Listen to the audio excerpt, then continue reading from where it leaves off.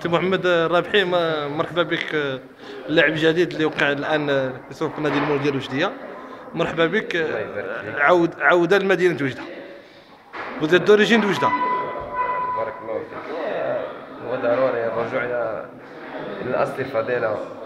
كانوا عندي بروبوزيسيون، كانوا جاو من جهه اخرى، والحمد لله وقعنا مع المولوديه. احنا عارفين الجمهور هذه يرضينا، وحنا نرضيوه ان شاء الله، ونكون بخير، ندخلوا عليهم بخير ان شاء الله في هذا الفريق. كي جات الفكره باش ترجع Vous êtes d'origine de وجده، كنت اتليت، كنت كدير الاتليتيزم لا فيتاس على ليبوك في النجم نتاع وجده. اكشيالمون رجعت لوجده، كي جات الفكره؟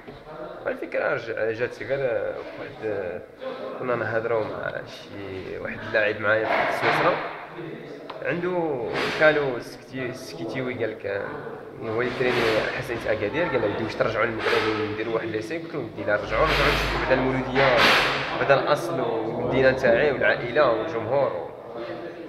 ايوا الحمد لله حنا صيفطنا الفيديو لحسن صلاح، وهو اللي تكلف المسائل، وعيطوا لي زعما في ديك السيمانه، عيطوا لي قالوا ودي اجي نرجع لوجده دير ايسي. درنا معاهم دوك اليومين تاع الايسي، والحمد لله راه بيسهل في كل شيء، زعما حتى حاجه ما صعابتش، حتى في السيناتور في الكونترا كلشي الحمد لله داز.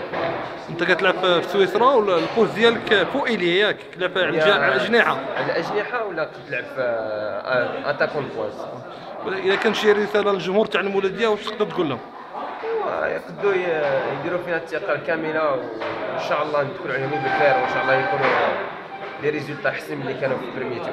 نتمنى لك التوفيق، ومرحبا باختيار رابحي في مدينتك.